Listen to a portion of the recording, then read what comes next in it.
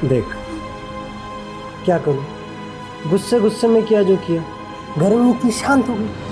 पहले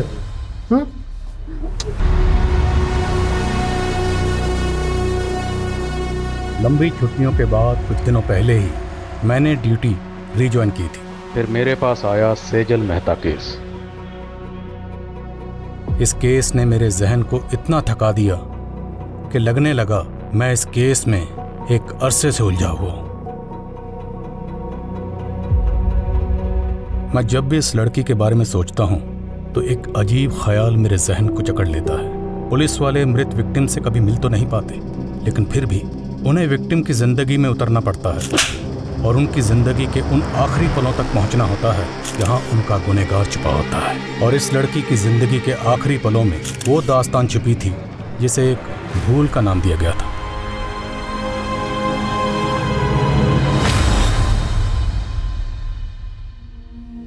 अक्सर ऐसा क्यों होता है, जो लोग दूसरों के हक के लिए लड़ते हैं, किस्मत उनके हक में गलत फैसला सुना देती है। मेरी जिंदगी के कई पन्ने थे, लेकिन हर पन्ने पे 3 शब्द जरूर लिखे होते थे: जोश, जज्बा और जज्बात। Case number 26, Aditya Jain versus Radhika Jain. Your honour, violence का कोई जेंडर नहीं होता है। एक औरत के भी हाथ होते हैं जो कि मर्द पे भी उठ सकते हैं, और एक बीवी भी अपने पति को असॉल्ट कर सकती है। योर ऑनर, मेरे क्लाइंट आदित्य डोमेस्टिक वायलेंस के विक्टिम हैं। जब रिश्ते हिंसा की बलि चढ़ते हैं तब जज्बाती चोट जिस्मानी चोट से ज्यादा दर्द भरी होती है। एंड योर ऑनर, दर्द का भी कोई जेंडर नहीं होता है। और झूठ का भी कोई जेंडर नहीं होता। झूठ को सच बनाने की भूमिका चाहे जितनी भी अच्छी तरीके से कर ली जाए, लेकिन प्रूफ क्या है? योर ऑनर, ये आदित्य की मेडिकल रिपोर्ट्स हैं जिसमें उसकी पुरानी इंजरीज के प्रूफ हैं। योर ऑनर, आदित्य के फ्रेंड्स, नेबर्स हर कोई स्टेटमेंट दे चुका है और सबका यही कहना है कि वायलेंट आदित्य नहीं, राधिका है। योर ऑनर, अगर मेरे क्लाइंट चाहें तो काउंटर केस भी कर सकते हैं, बट हम कोर्ट का टाइम वेस्ट नहीं करना चाहते हैं। इसलिए आई अपील कि इस केस को डिसमिस करके डिवोर्स ग्रांट कर दिया जाए। मुझे बहुत अफसोस के साथ कहना पड़ रहा है कि एक महिला होने के बावजूद भी सेजल जी इस केस को जीतने के लिए बहुत कुछ मैनिपुलेट कर रही हैं। आप अपनी दलीलें नहीं प्रूव कर पा रहे हैं तो कुछ भी कह रहे हैं, but I believe in justice your honour. Domestic violence act का कई बार गलत तरह से इस्तेमाल हुआ है, सो आई होप इस केस में एक ऐसा वर्डिक्ट आए जो कि सभी डोमेस्टिक वायलेंस एक्ट को वायलेट करने वालों के लिए एक बड़ा सबक हो। सेजल, मुझे अब विश्वास हो गया है कि तुम्हारी मदद से मैं केस जीत सकता हूँ। मैं तुम्हें बता भी नहीं सकता हूँ कि उस औरत के साथ मैं कितनी घुटन महसूस करता था। सेजल, कब से कॉल लगा रहा हूँ, फोन भी बंद है तुम्हारा। सॉरी प्रतीक, मैं कोर्ट रूम में थी। तो मुझे यहाँ क्यों बुलाया? पहले ड्राइवर समझ रखा है। वैसे सही है, तुम्हारा वेट करता रहूँ मैं हमेशा, है ना? सॉरी यार। Aditya, he is Prateek, my fiancee. Hi. Hi. अब आपका ऑर्डर हो तो चले यहाँ से। See you on the verdict day. Let's go, bye.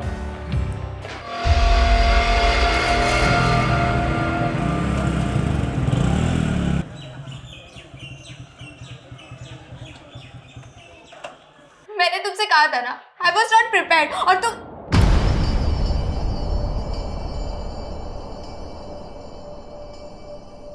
Anjali, क्या हुआ राघव? अंजलि रो क्यों रही थी? क्या किया तूने उसके साथ? क्या क्या मतलब? फ्रेंड्स हैं हम, हमारी भी पर्सनल बातें होती है। राघव, तू अभी इतना बड़ा भी नहीं हुआ है, और माँ की एब्सेंस में मैं तेरी बड़ी बहन ही नहीं, तेरी गार्जियन भी हूँ। क्या पका रही होती थी? ये क्या लैंग्वेज हुई राघव? हाँ, रुको, मैं अभी अंजलि से बात करूँ। उससे क्या बात करोगी आप? हाँ, तो एक बात बता, तू इतना डर क्यों रहा है? कहीं तूने उसके साथ कुछ ऐसा वैसा तो? इनफ दीदी, मैं आपको कभी पूछता हूँ क्या कि आप प्रतीक के साथ क्या क्या करती हो? हाँ, मेरी भी पर्सनल लाइफ है, सो प्लीज डोंट इंटरफियर। बहुत बदतमीज होता जा रहा है। सेजल, तुम ना छोटी सी बात को इधर का उधर ले जाती हो यार। तुम उसे शांति से समझाओगी ना तो आई थिंक वो समझ जाएगा। So just relax, okay? चल। बाहरी दुनिया से जूझना जितना मुश्किल होता है, उससे कहीं ज़्यादा मुश्किल उन रिश्तों से जूझना होता है जिनके लिए हम जीते हैं। अपनों की हार के आगे बाहरी दुनिया की जीत भी फीकी लगती है। आदित्य जैन वर्सेस राधिका जैन। इस केस के फैक्ट्स, स्टेटमेंट्स और प्रूफ्स पे बारीकी से गौर करने के बाद ये कोर्ट आदित्य जैन को डोमेस्टिक वायलेंस के चार्जेस से बरी करती है।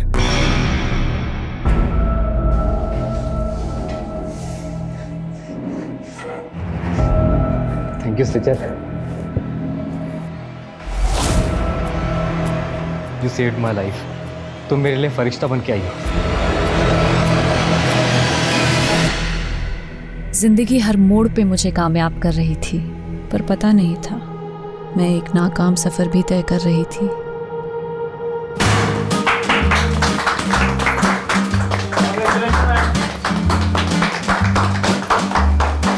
Many congratulation Sejal.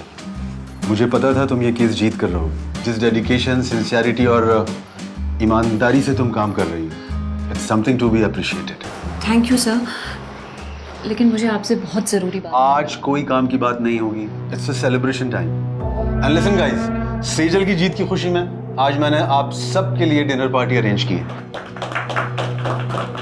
एंजॉय। तो मुझे लग रहा है बॉस सेजल पे बहुत ज्यादा मेहरबान हो रहे हैं। हाई प्रोफाइल केसेस इसके लिए रिजर्व करके रखे। हम तो सिर्फ पेपर वर्क करने के लिए ना।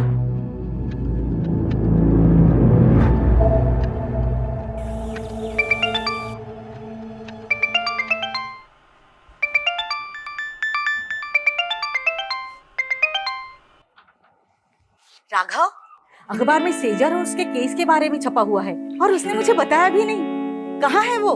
दीदी सो रही होगी माँ, मुझे भी सोने दो। 8 बज रहे हैं राघव, उठ और सेजल से कह मुझे फोन करेगी। दीदी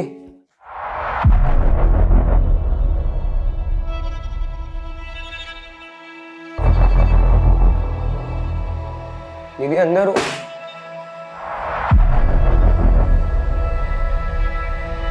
दीदी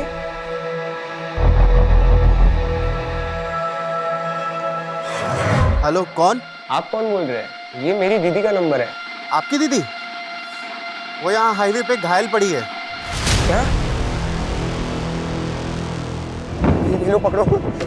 आपने ही फोन किया था? जी। दीदी दीदी दीदी कुछ बोले ना। दीदी राघव,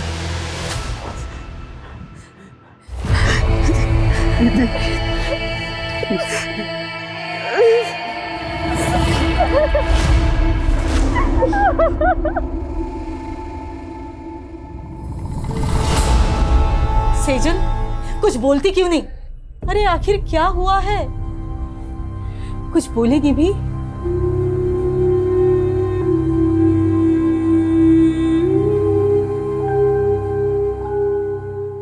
मुझे लगता है शायद दीदी के साथ रेप। क्या?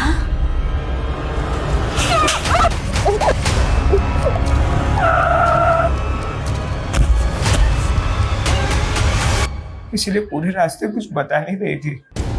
मैंने उनसे काफी बार पूछा क्या हुआ दीदी, लेकिन उन्होंने कुछ बताया नहीं। पुलिस को बुलाना चाहिए। नहीं, मुझे सेजल से अकेले में बात कर लेने दे। तू बाहर जा।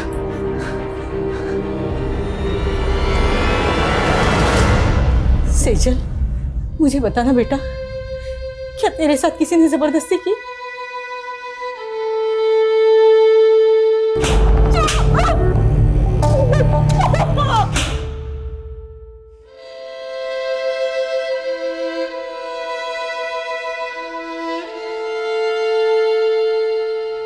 राघव, सेजल ठीक तो है ना? मुझे लगता है कुछ तो हुआ है जो तुम मुझसे छुपा रहे हो। नहीं प्रतीक, ऐसा कुछ नहीं है। अगर सब कुछ ठीक है तो वो मेरा फोन क्यों नहीं उठा रही है? वो दीदी सो रही है, मैं कॉल करवाता हूँ।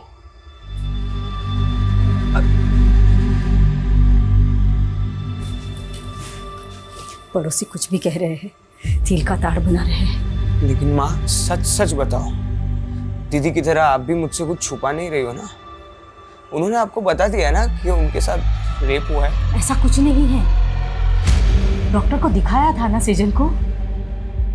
मुझे भी उसकी परवाह है, तू फिक्र मत कर, वो धीरे धीरे नॉर्मल हो जाएगी। नहीं, यहाँ बैठे बैठे कुछ नहीं होगा। मैं दीदी को लेके जा रहा हूँ, काम करेगी तो उनका मन बदलेगा। ठीक है, मैं भी तेरे और सेजल के साथ वहां आती हूँ।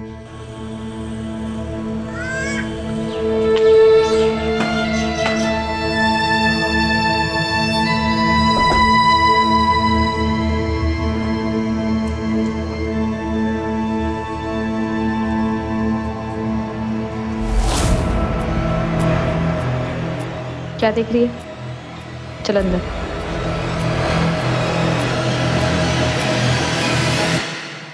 बेटा, तूने जिंदगी में कभी हार नहीं मानी। मैं तुझे ऐसे बुझा बुझा नहीं देख सकती। हम यहाँ दोबारा इसलिए आए हैं ताकि तू पहले जैसी बन सके। मैंने कभी भी किसी भी वजह से आपको दुख पहुंचाया हो तो उसके लिए आई एम सॉरी। पर प्लीज आप पहले जैसे हो जाओ ना। आप है ना, अभी मुझे जितना भी डांटोगे ना, मैं सब सुन के लूंगा। जो बोलोगे वो मैं करूंगा दीदी। आपकी सारी डांट सुन के लूंगा। आप जहाँ बोलोगे हम वहां जाएंगे दीदी। तो प्लीज पहले जैसे बन जाओ। You are my strength.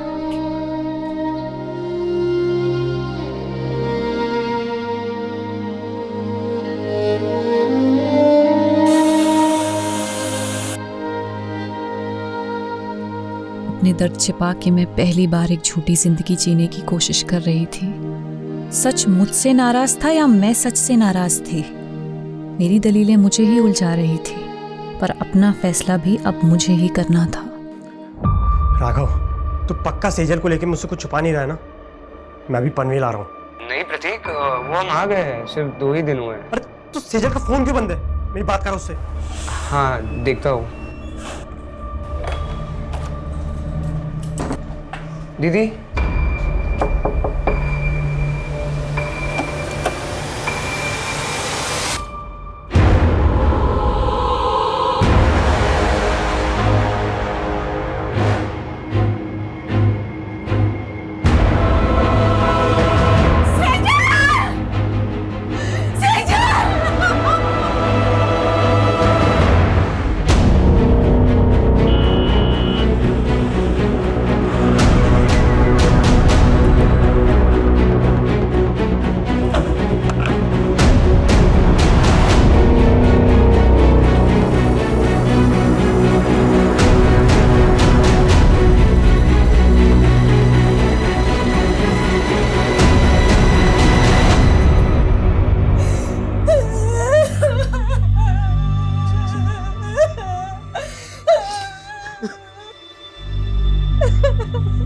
ये क्या कर लिया तूने?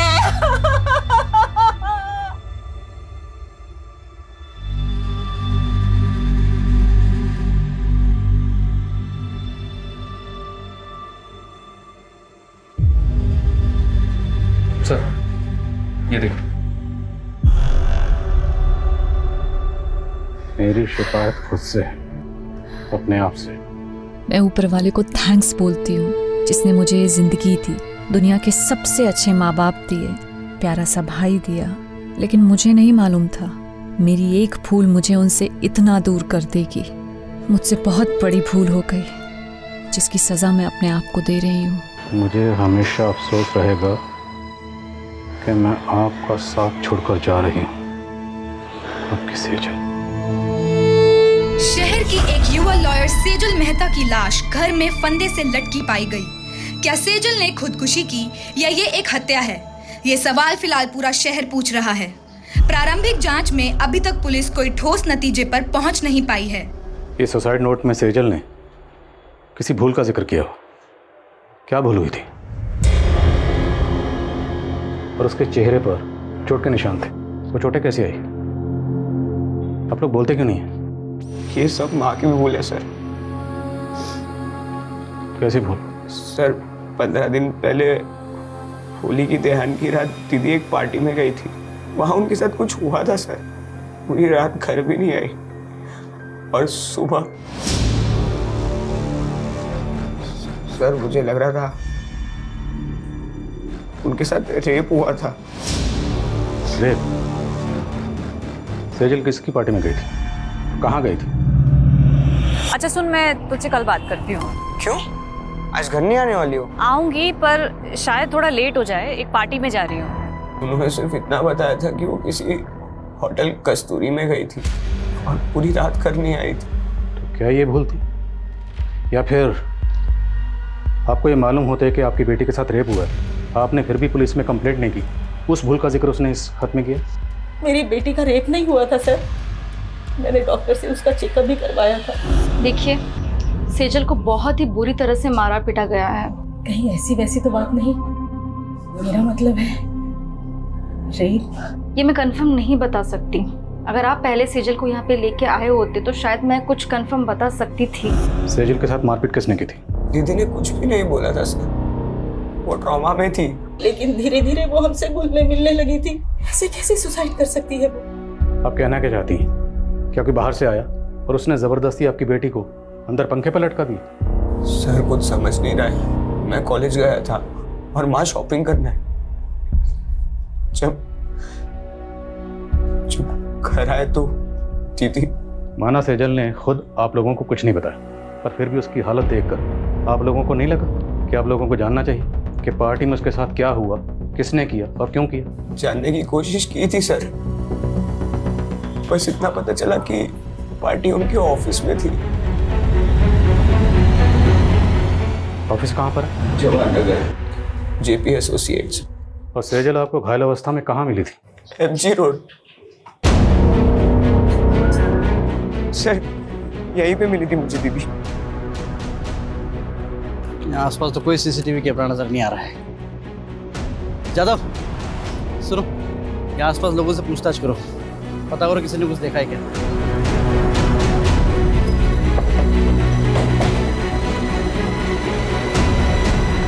सेजल बहुत स्ट्रांग लड़की थी, मैं मान ही नहीं सकता कि वो सुसाइड करेगी। 12 मार्च की रात आपके ऑफिस की तरफ से कोई पार्टी थी ना? हाँ, पार्टी तो थी। सेजल ने एक कंट्रोवर्शियल केस जीता था, उसी के सेलिब्रेशन में। और ये सेलिब्रेशन होटल कस्तूरी में हुआ? कस्तूरी नहीं तो पार्टी तो ऑफिस में थी। सर, कस्तूरी होटल के बारे में मैं कुछ नहीं जानती। उस दिन पार्टी यहाँ पे ऑफिस में ही थी। ये पार्टी कब तक चली थी? करीब 9 बजे तक, और जब सेजल यहाँ से गई तो सब नॉर्मल ही था सर। अच्छा हाँ पांडे बोलो। सर, ये जिस हाईवे पे सेजल की लाश मिली थी वहाँ से 7 किलोमीटर दूर कस्तूरी प्लाजा नाम का एक होटल है। लेकिन राघव ने तो हमें होटल कस्तूरी बोला था। एनीवेज, इस कस्तूरी प्लाजा की लोकेशन भेजो मुझे तुरंत।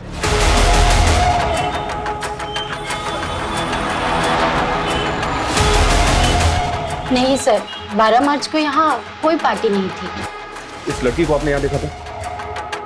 सर, यहाँ तो बहुत से लोग आते हैं, मुझे याद नहीं है। पांडे, 12 मार्च को यहाँ पे जितने भी गेस्ट आए थे सबकी लिस्ट चेक करो और यहाँ का सीसीटीवी फुटेज भी चेक करो, चाहे सेजल यहाँ पे आई हो। Thank you.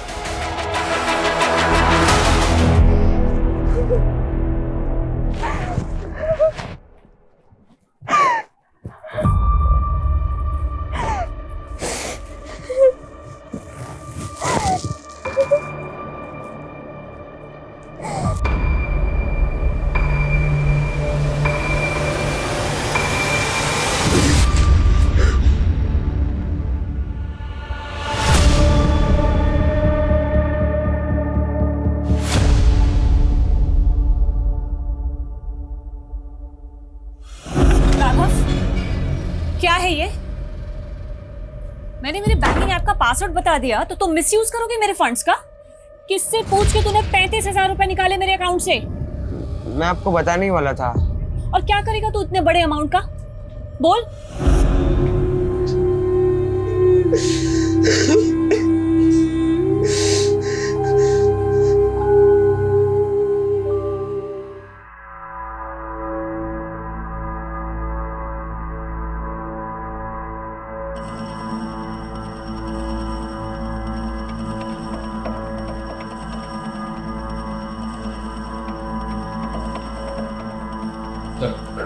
हमने चेक किया, कस्तूरी प्लाजा में 12 मार्च को कोई पार्टी नहीं थी और ऐसा कोई क्लू भी नहीं मिला है जिससे पता चले कि उसका सेजल वहाँ थे। सेजल के भाई राघव ने होटल कस्तूरी कहा था और ये कस्तूरी प्लाजा है। लेकिन सर होटल कस्तूरी नाम से कोई होटल नहीं है उस एरिया में। पर पार्टी सेजल की ऑफिस में थी, ये तो पूरा स्टाफ कह रहा है। 12 मार्च की ऑफिस की फुटेज चेक करके देखते हैं सर, शायद कोई क्लू मिले जिससे पता चले कि उस रात सेजल के साथ हुआ क्या था। 12 मार्च के हादसे को फैमिली वजह मान रही है, जबकि हमें सेजल की लाश उसके 15 दिन बाद 27 मार्च को उसके घर पर ही मिली। भाई ये फैमिली हमें पार्टी और होटल के चक्कर में बेवजह उलझा तो नहीं रही। उनके बयान अटपटे तो हैं। भाई कह रहा है कि उसका रेप हुआ था, माँ कह रही है कि उसका रेप नहीं हुआ था। और ये सुसाइड नोट, इस सुसाइड नोट में सेजल ने किसी भूल का जिक्र किया। जब उनसे पूछा गया कैसी भूल, इस बात का उनके पास कोई जवाब नहीं। आपको लग रहा है ये मर्डर भी हो सकता है? मर्डर के एंगल को भी रूल आउट नहीं किया जा सकता।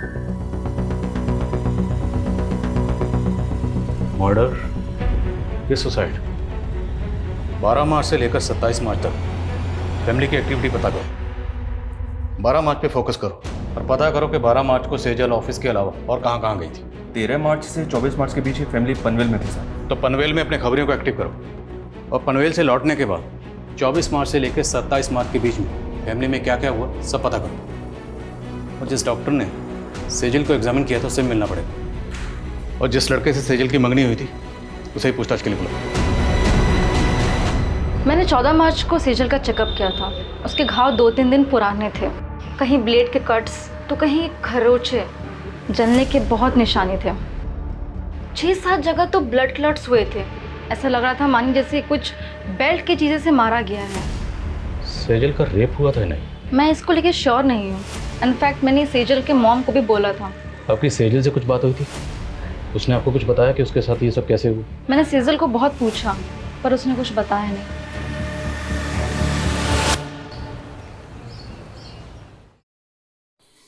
इतना दर्द सहने से तो ज्यादा अच्छा होता कि हम गांव ही भाग जाते। जब घर छोड़ के भागे थे तब क्या दर्द कम थे? जिस्म का दर्द तो फिर भी सहा जाता है बरखा, लेकिन दिल का दर्द सहना बहुत मुश्किल होता है। हाँ, जैसे यहाँ सब तेरे दिल की परवाह करते। अरे दर्द दबा के मुस्कुराना सीखा है और मेकअप लगा के जख्म छुपाना भी। जब तक जवानी है बिक रहे हैं, अभी का कमाया हुआ ही आगे चल के उम्र ढलने के बाद काम आएगा, समझी? माना सेजल की फैमिली ने आपको कुछ भी साफ साफ नहीं बताया कि सेजल के साथ क्या हुआ था, और आपको कुछ तो अंदाजा हुआ होगा कि सेजल के साथ ऐसा किसने किया होगा। हमेशा खुशी दिखती थी। मेरे लिए सोच पाना मुश्किल है कि उसके साथ में ऐसा कुछ हुआ है। 12 मार्च को सेजल के ऑफिस की कोई पार्टी थी। अब अगर सेजल उस पार्टी में जाती तो जाहिर सी बात है आपको तो पता ही होता ना। मेरी इस बारे में उससे फ़ोन पे भी बात हुई थी। प्रतीक, बॉस ने ये केस जीतने की खुशी में एक पार्टी रखी है, लेकिन मुझे ये सेलिब्रेशन बिल्कुल अच्छा नहीं लग रहा है। पर हुआ क्या? मुझसे बहुत बड़ा गूफअप हो गया। गूफअप? कैसा गूफअप? सर क्लियरली मुझे कुछ नहीं पता है, but it was something related to her work. Sejal ने ये लॉ फॉर्म 4 साल पहले ज्वाइन की थी, और इसमें गौर करने वाली बात है वो ये कि सेजल ने जितने भी केसेस जीते थे या जितने भी केसेस पे वो काम कर रही थी, उनमें से ज़्यादातर केसेस वो थे जो पहले उसकी कुली कविता के पास थे।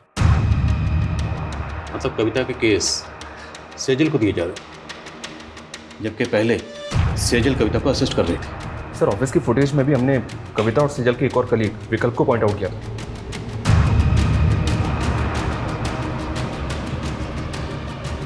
ये देखिए सर, सेजल ऑफिस से आखिरी बार कविता और विकल्प के साथ जाती हुई दिख रही। सर सेजल के 12 मार्च के CDR के अकॉर्डिंग उसकी आखिरी 2 फ़ोन कॉल्स भी जानने जैसी हैं। सेजल ने रात को 8 बजे आदित्य जैन को कॉल किया था और फिर ठीक उसके बाद राधिका जैन ने सेजल को कॉल किया। आदित्य जैन सेजल का क्लाइंट था और राधिका आदित्य की बीवी। राधिका ने आदित्य पे डोमेस्टिक वायलेंस के चार्जेस लगाए थे, केस किया था, और इसी केस को सेजल ने जीता था जिसकी खुशी में पार्टी हो रही थी। मुद्दा ये है कि सेजल का क्लाइंट था आदित्य जैन, फिर राधिका ने इसे कॉल क्यों किया? कहीं ऐसा तो नहीं कि राधिका से हार बर्दाश्त नहीं हुई? और ऐसा पॉसिबल है सर। आदित्य और राधिका से मिलो और सेजल के ऑफिस में नए सिरे से पूछताछ करनी पड़ेगी। इस पार्टी वाली रात सेजल आप दोनों के साथ पार्टी से बाहर गए थे, कहाँ गए थे आप लोग? देखिए सर, हम सिर्फ उसके साथ ऑफिस से बाहर तक गए थे। बॉस को तुम पे कितना भी प्राउड हो, पर मेरा असली प्राउड तो तुम हो। मेरी छोटी सी असिस्टेंट ने इतनी तरक्की जो करनी। तरक्की मैंने आपको छोड़ने के बाद ही की है। तो वो कहते हैं ना कि बरगद के नीचे कोई और वृक्ष नहीं पनप पाता, मैं भी नहीं पनप पाती। इसलिए विकल्प, थिंक अबाउट योर फ्यूचर। अच्छा, तो तुम शुरू से ही इतना बोलती हो? राज ना बहुत ज़्यादा मीठा बोल रही है। Thank you ma'am for appreciating me. Excuse me. हम तभी वहाँ से चले गए थे। उसके बाद मैंने उसे एक लड़की के साथ जाते हुए देखा। लड़की? जी सर। कौन थी वो लड़की? I don't know hall. Actually काफ़ी अंधेरा था तो मैंने उसे ठीक से देखा नहीं। ऑफिस के बाहर की 12 मार्च की सीसीटीवी फुटेज निकला। अगर ये लोग सच बोल रहे हैं तो पता तो चले सेजल उस रात किस लड़की के साथ गई थी।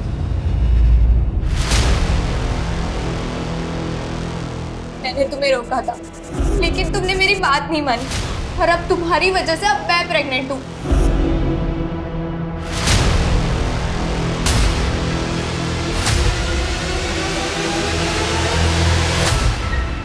यार आज तो एक भी ग्राहक नहीं फंसा।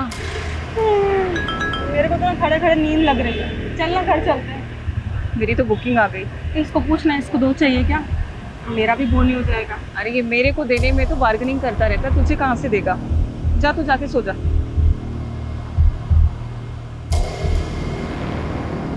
आदित्य से केस हार गई थी, वो भी सेजल की वजह से। तो फिर 12 मार्च की रात को आपने सेजल को किस इरादे से कॉल किया? नहीं सर, मैंने उसे कॉल नहीं किया था। मैंने उसके 5-6 मिस्ड कॉल देखे, तब जाकर मैंने उसे कॉल बैक किया था।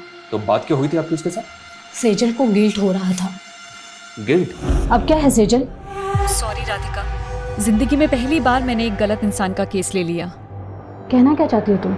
मुझे आदित्य की सच्चाई पता चल गई है। आई नो, आदित्य नहीं बल्कि तुम डोमेस्टिक वायलेंस का शिकार हुई हो। मैं खुद सेजल की बात सुनकर हैरान थी सर। ऊपर से वो बोल रही थी कि वो मेरे लिए आदित्य के खिलाफ लड़ेगी। हाँ बोलो। सर, ये आदित्य के घर पे तो ताला है और मैंने पता किया ये 12 मार्च से ही गायब है और काफ़ी दिनों से इसका फ़ोन भी बंद आ रहा है। आदित्य का 12 मार्च से गायब होना और आदित्य की वाइफ राधिका का ये कहना कि सेजल को उसके लिए गिल्ट हो रहा था, मामला कुछ समझ में नहीं आ रहा। इस गिल्ट को क्या हम सुसाइड नोट में लिखी भूल से कनेक्ट कर सकते हैं? तो फिर सवाल ये है कि इस केस को जीतने के बाद 12 मार्च को जो पार्टी दी गई, सेजल उसमें शामिल थी। सेजल उस पार्टी में क्यों गई? राधिका की बात पर हम ऐसे ही यकीन नहीं कर सकते, हमें खुद क्रॉस चेक करना होगा। Right sir. जिस औरत पर अपने पति को टॉर्चर करने का आरोप हो, वो सेजल से बदला लेने के लिए उसको भी तो टॉर्चर करवा सकती है। तो फिर आदित्य क्यों गायब है? सर शायद उसको भी राधिका नहीं गायब करवाओ, वो उसका राज जानता था। अब इस राज से पर्दा तभी उठ सकता है जब हमें पता हो कि आदित्य क्यों गायब हुआ और कैसे गायब हुआ। आदित्य की बैकग्राउंड खंगाल, और मुझे लगता है कि हमें इस बारे में सेजल के बॉस से बात करनी चाहिए। सर। हमें सर, सेजल की पोस्टमार्टम रिपोर्ट। पोस्टमार्टम रिपोर्ट के मुताबिक कॉज ऑफ डेथ स्ट्रैंगुलेशन, मतलब मौत दम घुटने से। जिस्म पर चोटों के निशान थे, पर पोस्टमार्टम रिपोर्ट रेप कंफर्म नहीं करती। वो शायद इसलिए क्योंकि पोस्टमार्टम उसकी मौत के काफ़ी दिनों बाद किया गया। मुमकिन है कि रेप हुआ क्योंकि लड़की के साथ ज़बरदस्ती तो हुई थी। सर, सुसाइड नोट से सीजर की हैंडराइटिंग मैच हो रही है और हमारे पनवेल के खबरियों से इंफॉर्मेशन मिली सर। कैसी इंफॉर्मेशन? पनवेल में सेजल के चाचा चाची रहते हैं। पिछले 7 सालों से दोनों परिवार के बीच कोई बातचीत नहीं है। दरअसल सेजल के पापा की दुकान थी जो सेजल के चाचा ने हड़प ली थी। शैलेंद्र, मेरे पति के गुजरते ही तूने अपने रंग दिखाने शुरू कर दिए। पहले उनका बैंक अकाउंट फ्रीज करवा दिया और अब उनकी दुकान हड़प ली। अरे मैं अपने बच्चों की देखभाल कैसे करूंगी? मैं हूं ना, खर्चा उठा लूंगा तुम सबका। वो दुकान मेरे पापा की थी चाचा जी, आप वहाँ सिर्फ नौकरी करते थे और ऐसे कह रहे जैसे हम पे एहसान कर रहे हैं। बस सेजल, भाभी समझाओ इसको। भैया के बाद कोई नहीं है मेरे अलावा तुमको पालने वाला। पाला मेरे पापा ने है आपको चाचा, अपनी दुकान में काम देके, और आप हमें पालोगे। शैलेंद्र, जबान को लगाम दो इसकी, नहीं तो हाथ पैर जबान सब काट के रख दूंगा। और भूता है ना तो आके हासिल कर लेना वो दुकान। शैलेंद्र ने हमें सताया तो बहुत था सर, और शैलेंद्र के उस थप्पड़ ने सेजल के अंदर बहुत बड़ा परिवर्तन ला दिया था। कैसा परिवर्तन? लॉ पढ़ रही थी सर। उन्होंने ठान लिया था कि चाचा से हमारा हक लेकर रहेगी। दिन रात उन्होंने पढ़ाई की और उसके साथ साथ पार्ट टाइम जॉब भी करती थी। चाचा के खिलाफ केस की पैरवी उन्होंने खुद की थी सर। उसने अपने जीवन की हर लड़ाई जीती थी सर। समझ में नहीं आता खुद से कैसे हार गई। क्या लगता है आप लोगों को क्या शैलेंद्र सेजल के साथ ऐसी ज्यादती कर सकता है? सर, आप 7 साल पुरानी बातें कुरेद रहे हैं और इन बातों को हम कब का भूल चुके हैं। हमने हमेशा सेजल और राघव को अपने बच्चों की तरह माना था। विश्वासघात उन्होंने किया। उस दुकान पर इनका भी बराबर का हक था, लेकिन सेजल ने चालाकी से। छोड़ ना अब ये सब बातें, कहिए और कुछ है जो आप पूछना चाहते हैं? 12 मार्च को किधर थे आप? यही पनवेल में। पनवेल में कहाँ पे? अपने घर पर ही था। आई डोंट बिलीव राधिका सच बोल रही। राधिका अपने हस्बैंड आदित्य को टॉर्चर करती थी and it's proven in the court. अगर सेजल को केस जीतने के बाद ऐसा कुछ लगता तो सबसे पहले वो मुझे बताती। सेजल के मंगेतर ने बताया कि वो काफ़ी दिनों से परेशान थी और जब उसने बार बार पूछा सेजल को कि किस बात को लेकर परेशान है तो सेजल ने बताया कि उससे काम में गुफा हो। अब जैसे कि आपने कहा कि सेजल सबसे पहले अगर कुछ होता तो आपको बता दें, तो अगर इस गुफा का ताल्लुक राधिका के केस से नहीं है तो फिर किस बात से जिसको लेकर सेजल परेशान थी? ऐसा कुछ नहीं था और आप ये बेकार के सवाल करके अपना टाइम वेस्ट कर रहे हैं। सर, मैंने आदित्य के कुछ रिलेटिव से बात की, लेकिन किसी को नहीं पता कि आदित्य इस वक्त कहाँ पे। आदित्य मोती नगर की कंपनी में मैनेजिंग डायरेक्टर था। वहाँ इंक्वायरी करो, शायद कुछ पता चले। सर इसमें 12 मार्च की सेजल के ऑफिस की बाहर की फुटेज है। सर इसमें वो इस लड़की के साथ बाहर जाते हुए दिख रही है। कौन है ये लड़की?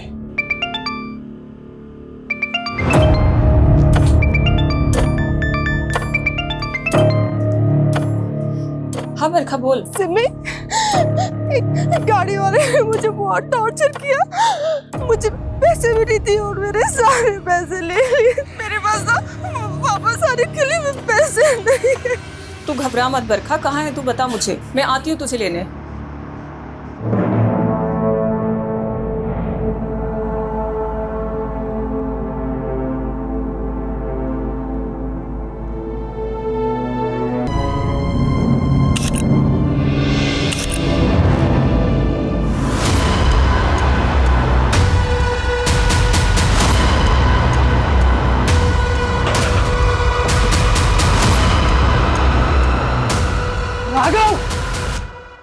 पागल आदि गाँव।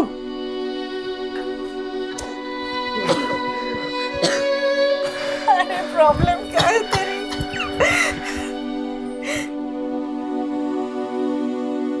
क्या चाहता है तू? फिर से मैं वही दिन देखूं?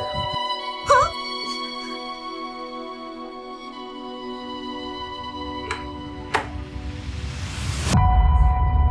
ऐसा करने से पहले तुमने एक बार भी अपनी माँ के बारे में नहीं सोचा? कहीं वजह तुम्हारी दोस्त अंजलि से तो नहीं जुड़ी? हाँ?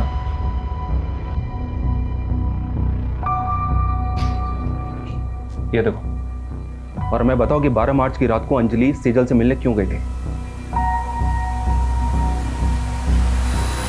35,000 रुपए राघव कोई छोटी मोटी रकम नहीं होती है। और क्या करेगा तू इतने बड़े अमाउंट का? क्या हुआ? सच सच बता, बात क्या है? दीदी, अंजलि प्रेग्नेंट है। इतनी बड़ी बात तुमने हमसे छुपाई? सर मैं गिल्ट में था, कहीं मेरी इसी भूल की वजह से तो दीदी ने। बहुत सॉरी।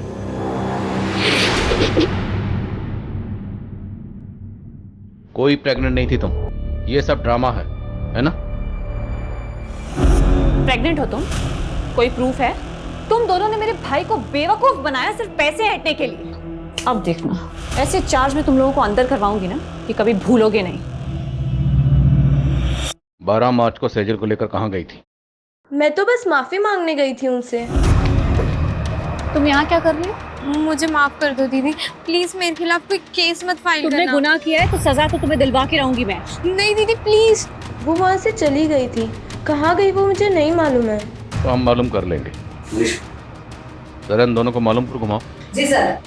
माना तुमने हमसे पहले अंजलि की बात छुपाई, पर हमें अभी तक किसी भी होटल कस्तूरी का पता नहीं चला है। दीदी ने मुझे यही बोला था कि वो उस रात होटल कस्तूरी जा रही थी। अगर होटल कस्तूरी वाकई है तो कहीं तो होगा। हर छोटे मोटे होटल की लिस्टिंग करो और ढूंढो होटल कस्तूरी को। और सेजल अपने भाई राघव को एमजी रोड पर मिली थी। एमजी रोड से लेकर सेजल के ऑफिस तक जहां जहां सीसीटीवी है सबकी फुटेज निकलाओ, फुटेज स्कैन करो। सर, ये आदित्य जिस कंपनी में एमडी था वहां से अचानक से रिजाइन करके चला गया। ऑफिस में इंक्वायरी की तो पता चला कि ये वहां पे काम करने वाली लड़कियों को फेवर देने के लिए उनका शारीरिक शोषण किया करता था। ये बात आदित्य के ऑफिस की एक लड़की ने सेजल से कांटेक्ट करके उसे बताई थी। तो पूरे चांसेस हैं कि आदित्य की वाइफ राधिका का बयान सही है कि सेजल उसके खिलाफ एक्शन लेने वाली थी, क्योंकि आदित्य 12 मार्च से ही गायब। आदित्य के ऑफिस से उसके बारे में एक और लीड मिली है सर। शायद ही अपने मामा के घर पहुंच सकता है। भागा नहीं था मैंने रिजाइन किया था। तुम 12 मार्च से गायब हो। 12 मार्च मतलब उसी दिन जिस दिन सेजल मैंने कुछ नहीं किया है। मुझे अपने लॉयर से बात करनी है। अपने लॉयर को तो तूने मार दिया, अब किससे बात करेगा? बोल, क्यों मारा सेजल को? देखो, मुझे डराना मत। मुझे क्या लग रहा है तेरे साथ हम यहाँ पर टाइम पास कर रहे हैं? हाँ, रेप और मोलेस्टेशन के चार्जेस लगे हैं तुझे, और तेरे ऑफिस की कई लड़कियों की रिकॉर्डिंग स्टेटमेंट है हमारे पास। बोल आप। मेरे पास प्रूफ्स हैं तुम्हारी असलियत के। मुझे तो खुद पे गुस्सा आ रहा है कि तुम्हारे जैसे सेक्स ऑफेंडर की पैरवी की मैंने। पर थैंक्स सेजल, तुम्हारी वजह से मैंने केस जीत लिया। मैं राधिका के साथ मिलकर काउंटर केस करूंगी तुम्हारे खिलाफ। कल ही वारंट निकल जाएगा तुम्हारा। मैं डरकर भागा जरूर था, लेकिन मैं सच बोल रहा हूँ, मैंने सेजल के साथ कुछ भी नहीं किया है। राइट सर, मैं पता करने की कोशिश कर रहा था।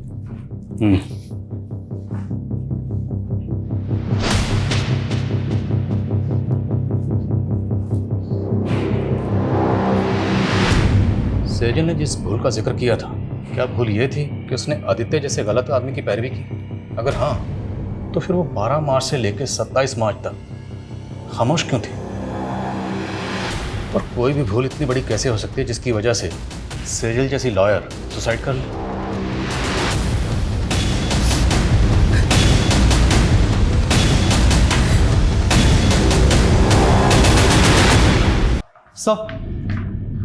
सर सेजल ने 5 मार्च को कोर्ट में पिटीशन फाइल की थी, जिसमें उसने कोर्ट से अपील की थी कि 7 साल पहले उसके पिता की मौत हार्ट अटैक से नहीं बल्कि उनकी हत्या हुई थी। सर पिटीशन तो अंडर कंसिडरेशन है, लेकिन सेजल को यह शक था कि उसके चाचा शैलेंद्र का हाथ इसमें था।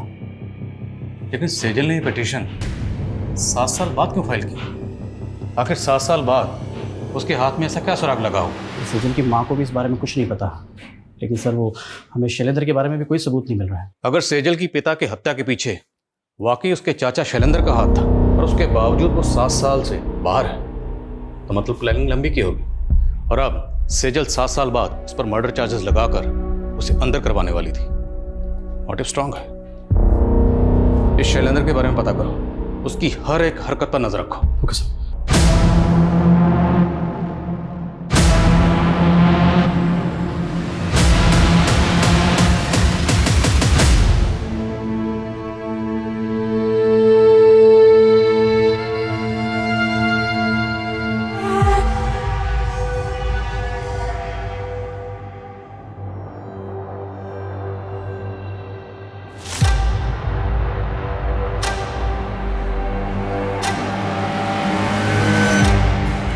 रोज पेट पे लात मारती हूँ मैडम।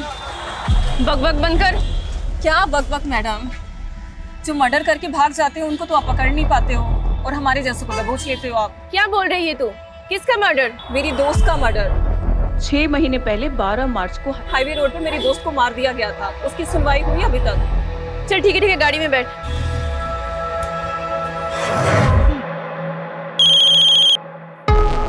हाँ बोल। सोनू खबरी बोल रहा हूँ साहब। वो आपके हाईवे वाले केस का क्या हुआ? उन्होंने क्या बोला? क्या? अरे साहब वो क्या है ना कि मैंने सुभाष नगर पुलिस को एक चकले का टिप दिया है, और वहाँ पे एक प्रोस्टिट्यूट बोल रही है कि उसकी फ्रेंड का 2 महीने पहले वहाँ पे मर्डर हुआ। मर्डर? हाँ साहब।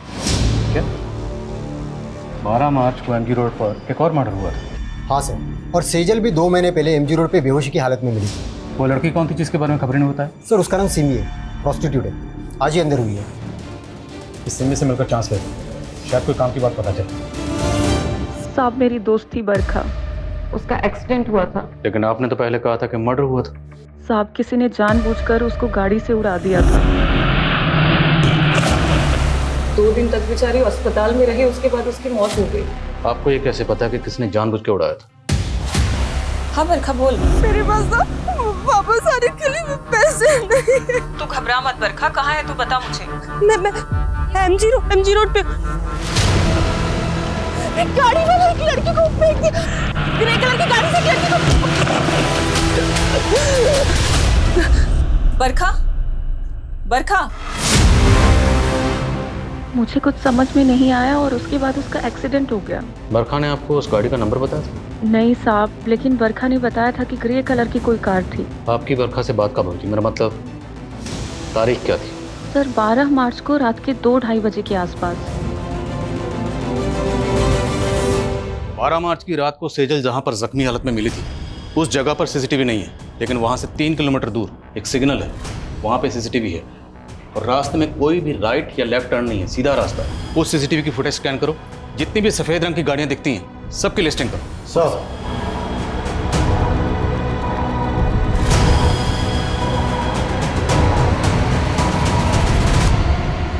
सर उस रात 2 बजे के बाद उस रास्ते से ये 7 ग्रे कारें गुजरी थी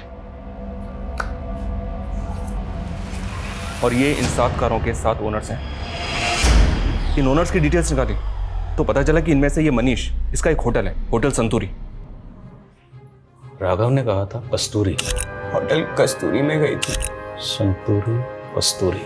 सर ये भी तो हो सकता है कि सुनने में फर्क आया।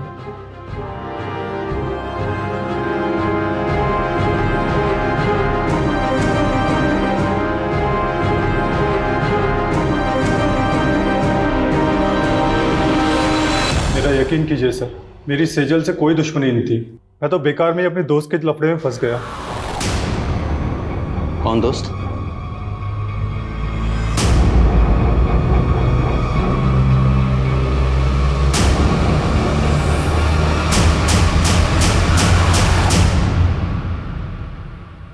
दो महीने से तेरी एक्टिंग देख रहा हूं और अब तो इस डंडे पे नाच करेगा। नाच।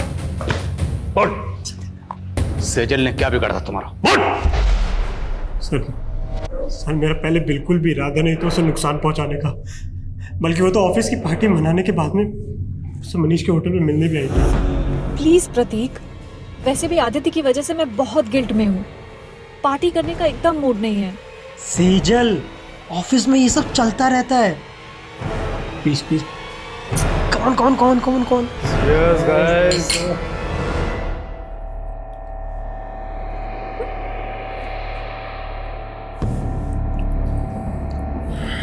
सेजल,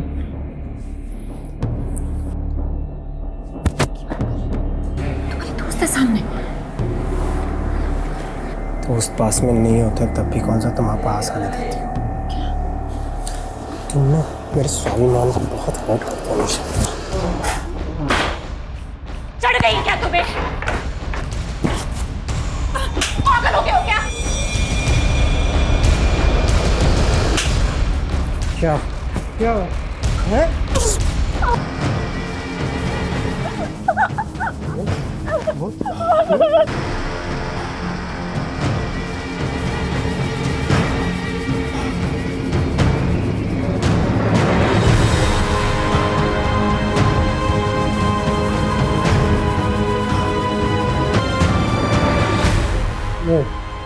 देख क्या करूं, गुस्से गुस्से में किया जो किया, घर में इतनी शांत हो गई। पहले निकल जल्दी से, लॉयर है, फंसा देगी। काहे की लॉयर? लवर है ना मेरी, बचपन से प्यार करती है ना, तो भूलेगी कुछ नहीं, देखना है ना। सर हमें लगा था कि वो मर गई है, इसलिए हमने उसे फेंक दिया और किसी और लड़के ने उसे फेंकते हुए हमें देखा। विशाल,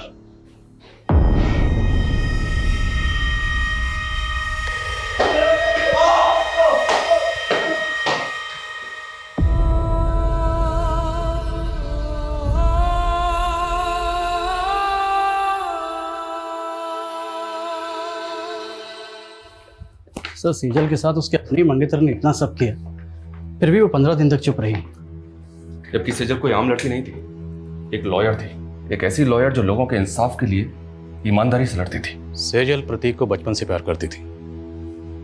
उसने प्रतीक पर आंख बंद करके भरोसा किया, लेकिन प्रतीक ने उसके भरोसे को तोड़ा। जब इंसान को किसी अपने सबसे ज्यादा करीबी से धोखा मिलता है तो उस इंसान का पूरी इंसानियत से भरोसा उठ जाता है। सेजल के साथ भी यही हुआ। उसने अपने सुसाइड नोट में यही लिखा कि उसे लग रहा था कि प्रतीक पे भरोसा करके उसने अपनी जिंदगी की सबसे बड़ी भूल की। वो भूल जरूर थी, लेकिन सबसे बड़ी नहीं। सबसे बड़ी भूल थी उसका अपनी ज़िंदगी को ख़त्म करना, खुदकुशी करना। हम सब की ज़िंदगी में दुश्वारियाँ आती, परेशानियाँ आती, लेकिन उन परेशानियों से लड़ते हुए, दुश्वारियों से जूझते हुए, जद्दोजहद करते हुए ज़िंदगी में आगे बढ़ना होता है। इसी का नाम ज़िंदगी है। मौत किसी मसले का हल नहीं है।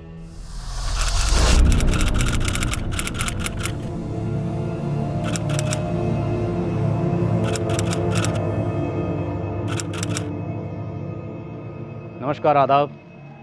मैं हूं आदिल खान। क्राइम पेट्रोल के ज़रिए हमने छेड़ी एक मुहिम, वो चाहे गुनाह से सतर्क रहने का सबक हो या फिर आने वाले जुर्म की दस्तक। क्राइम पेट्रोल के हर एपिसोड में हम आपको दिखाते आए हैं हिंदुस्तान की चौंकाने वाली जुर्म की कहानियाँ। 15 जून बुधवार से क्राइम पेट्रोल 2.0 एक नए समय पर टेलीकास्ट होगा, रात 10:30 बजे। तो देखते रहिए क्राइम पेट्रोल 2.0 रात 10:30 बजे, सिर्फ सोनी एंटरटेनमेंट टेलीविज़न पर। जय हिंद।